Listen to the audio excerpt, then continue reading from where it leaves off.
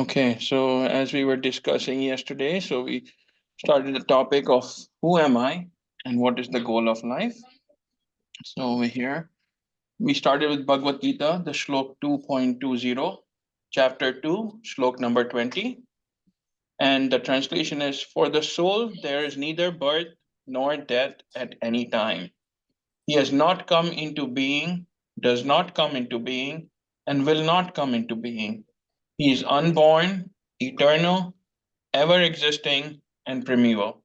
He is not slain when the body is slain. So, as we were discussing yesterday, we walked through how we are not this body, but we are actually a soul which has come down from the kingdom of God. And we have gone through this whole cycle of 8.4 million species, as you can see over here.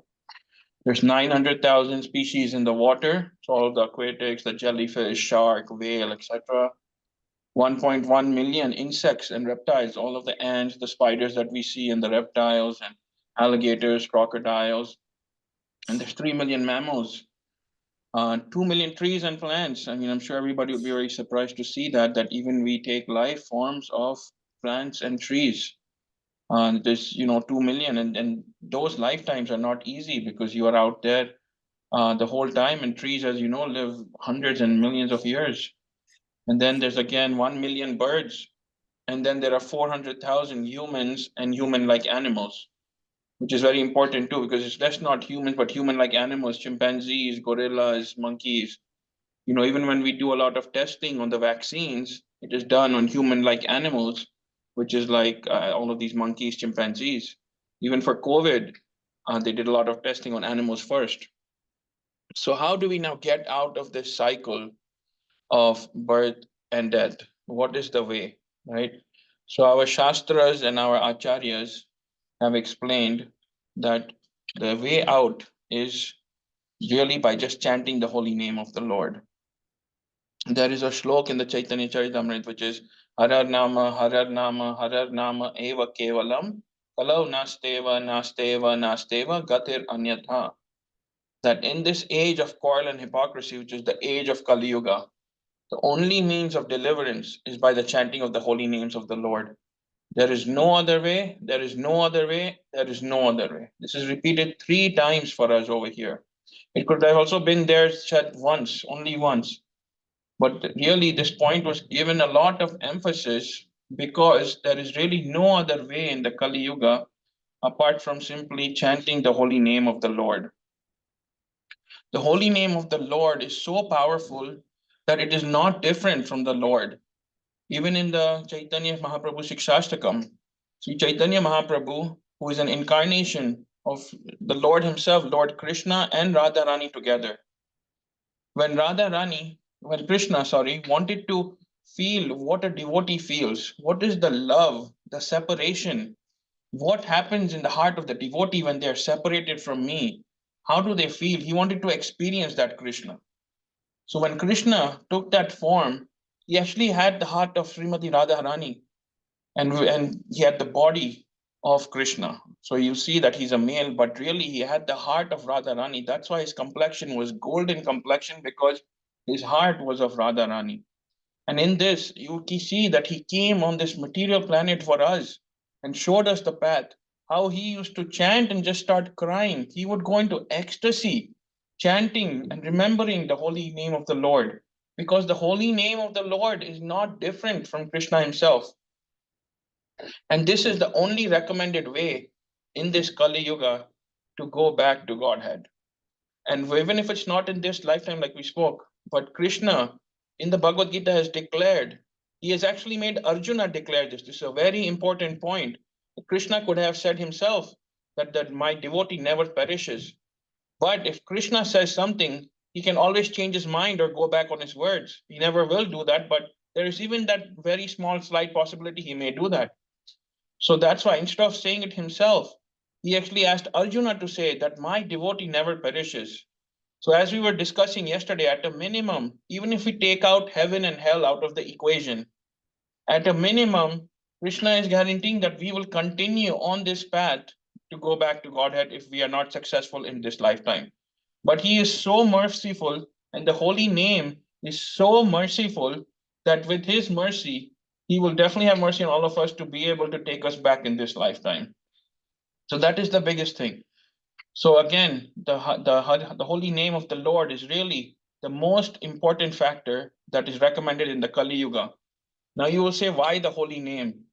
So in the Srimad Bhagavatam, in Canto 12, Chapter 3, and Shlok number 52, it is said that whatever result was obtained in the Satyuga by meditating on Vishnu, in the Treta Yuga by performing sacrifices, and in the Dwapar Yuga by serving the Lord's lotus feet, can be obtained in the Kali Yuga simply by chanting the Hare Krishna Mahamantra.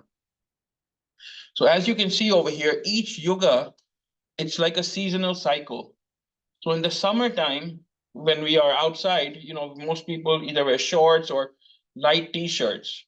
Similarly, in the Sati Yuga, it was recommended that you actually do the meditation. So people were meditating for hundreds and thousands of years because their lives were also longer. And that was the recommended procedure in order to accomplish God, to go back to the kingdom of God. Now, in the Treta Yuga, it was recommended that we perform sacrifices. So all of the Havan, the Homa, anything that we do, that sort of activity, the Yagyas, those are the sacrifices. Sorry, anybody had a question? So in the Treta Yuga, it was recommended that we actually perform those yagyas, and that was the way to go back to Godhead. And in the Dwapar Yuga, when Lord Krishna himself came down, it was recommended that we serve Krishna himself and get that opportunity. Krishna did all of his Bal Leela in Vrindavan, and then in Dwarka, and all over. Everybody had so many opportunities to serve Krishna, and that was the recommended procedure for that yuga. And now you come to the Kali Yuga, where simply by chanting the Hare Krishna Mahamantra, and you can see over here, this is not any mantra, this is the Hare Krishna Maha Mantra, it is called over here. Again, we will get into those details on a different day, but we will also cover why the Hare Krishna mantra, Maha Mantra is recommended for this yoga. Because it is just not any mantra. It is actually the Maha Mantra, and it is recommended by our Shastras, and that's why our Acharya started following that. So it was all of this that we are doing is not happening that somebody made this up or anything like that. This was all documented through the scriptures. It has been passed down from disciplic succession, all the way from Krishna down to all of the Acharyas and our Guru Maharaj, and then to us. So we should take advantage of this. So similar, as you can see over here, similarly as we have seasons where we have the summer, winter, fall, and spring, and every single season we're wearing different clothes. So for every yuga also, there's a different recommendation and a different process of how we can actually go back to Godhead. One big example of this also, another one is actually when we are traveling to a different country. So if we travel from the US to India, we take Indian currency. We change our US dollars into Indian rupees. Because although you may take dollars over there, not everybody will accept it. There may be some certain specific places like the currency exchange or some businesses that may accept. But for your day-to-day dealings with the rickshaw and auto driver, anyone, he will not be able to accept the US dollars or nor give you currency back.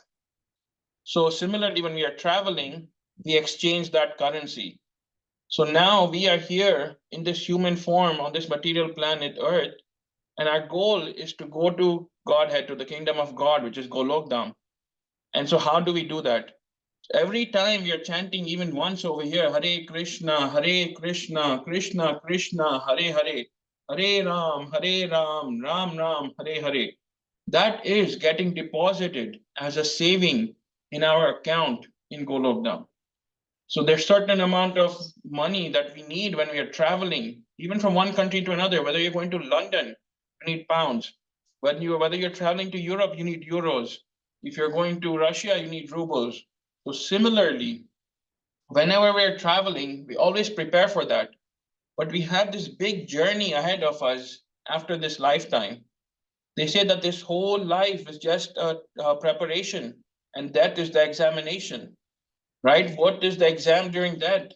The examination is whether we can remember God at that time. And we can say, okay, that we will start chanting when I am 40 or 50 or 60 once I have retired. But the challenges never stop in our lifetime. We think that once we have enough money, we have settled our kids, we have gotten married, we have settled our kids, and everything is well and good, then I will have some peace and relaxation, and then I will be able to spend some time chanting.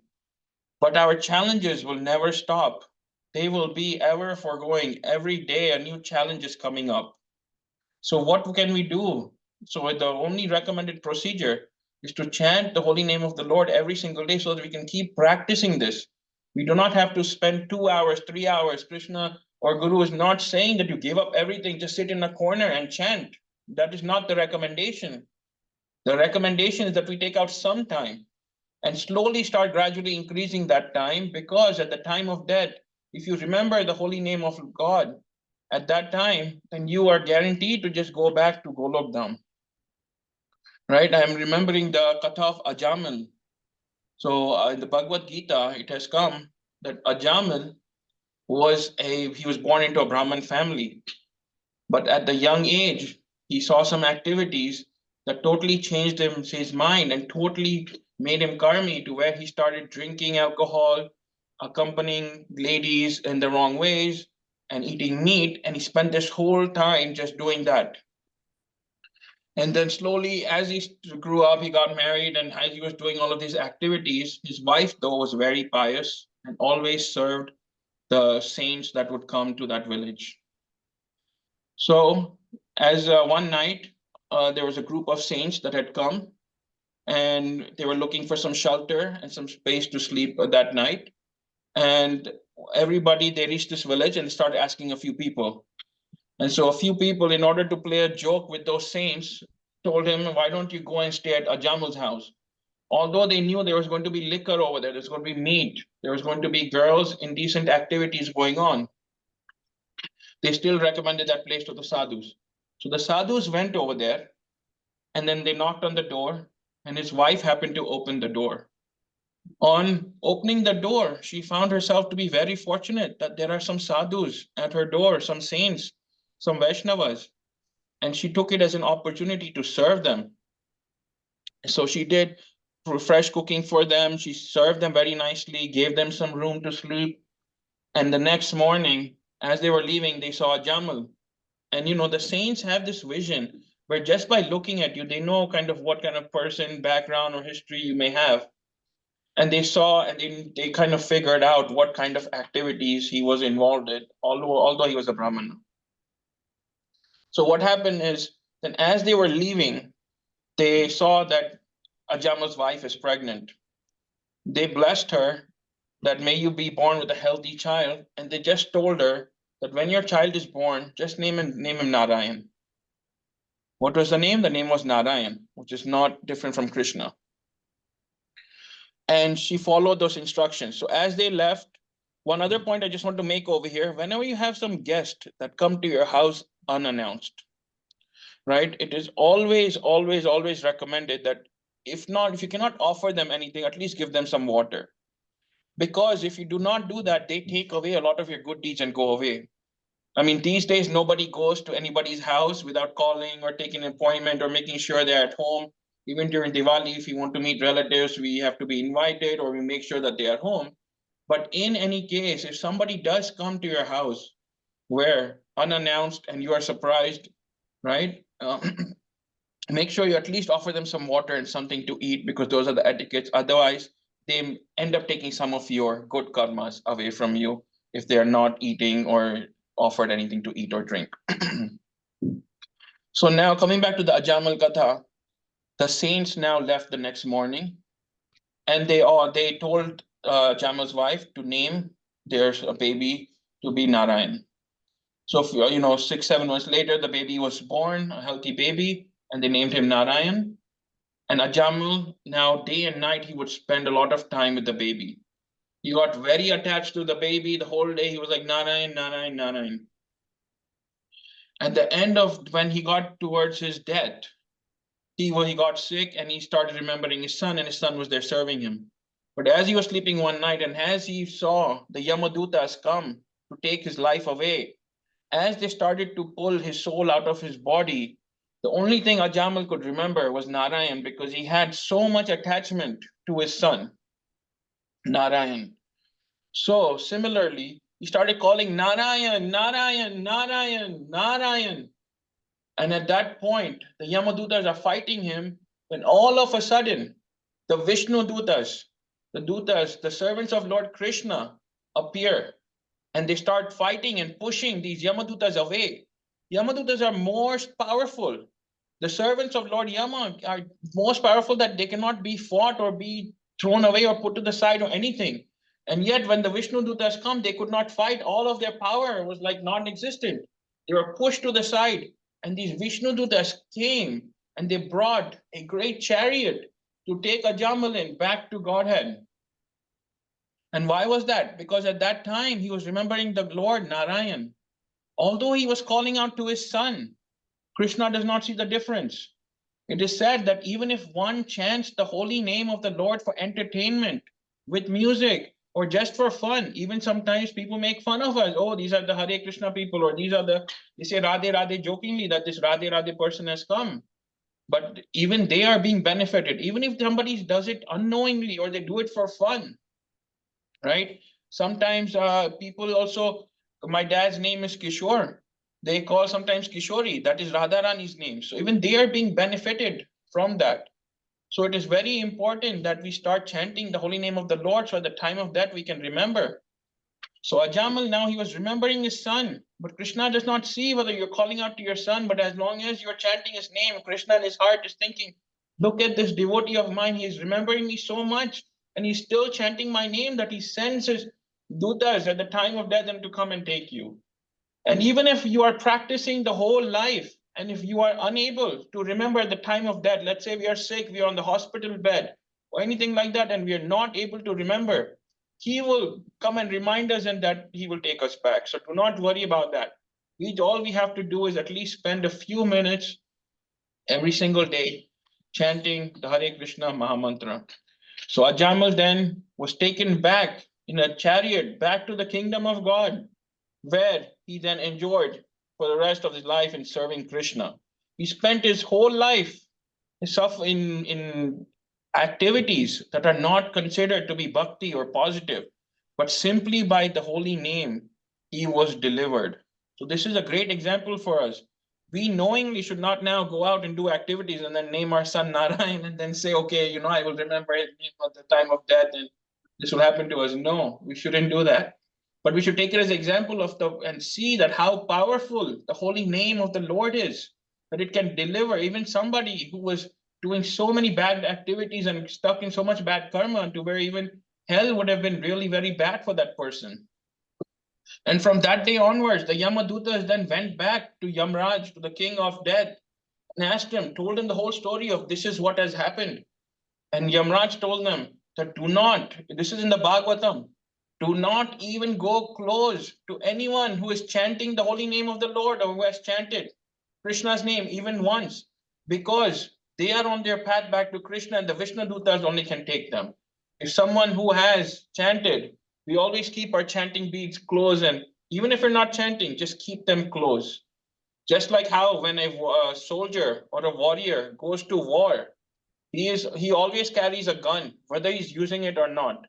So this is our weapon in this modern age, right? To keep in this age of Kali Yuga, this is our weapon to chant the holy name every day. Spend a few minutes. If anybody does not have chanting beads or the Bhagavad Gita, please do reach out to me. You can text me or message me and we will get you one. But please spend some time chanting every day so that we do not waste this human life which we have received after 8.4 million births. It is a very big cycle to go back into. We were traveling today and I was about to take an exit. There was a lot of traffic on the highway today. I had to take exit 10. And because there were trucks and traffic was not moving at all, it was very, very slow. It was moving at like 5 miles an hour. We spent 1 hour in traffic. And finally, we got to our exit 10, but I couldn't see that exit because there was a truck right next to me.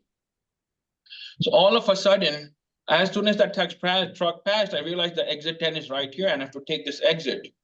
If I would have missed that exit, it would have taken me another 1 hour to go take the next exit, turn around, come back, and then again reach this exit. Similarly, in this human life, we don't want to waste it. Today, I didn't want to waste 1 hour just to go take one more exit and come back. Why are we going to waste 8.4 million births? I mean, even if we spend 1 year in each of these births, that's 8.4 million years. That is so much time that the soul is suffering away from Krishna. So please, let's just make it a point to get up and chant every day. Thank the Lord for this time and start out small. It doesn't have to be big. Start with something manageable that you can do in your day-to-day lives. Even if you're spending 5 minutes, 7 minutes, it will really benefit all of us. And even everyone just taking the time to listen every day is benefiting you, that you will be able to now walk on this path and at least start walking on the path back to Godhead. So thank you for your time. I want to say a lot more, but we are at time today. So just remember Ajamil's Katha of how he was saved simply by chanting the holy name. So that should be our goal, to chant the holy name every day so that we also in the end can go back home, back to Godhead. So thank you, everyone. Anyone have any questions?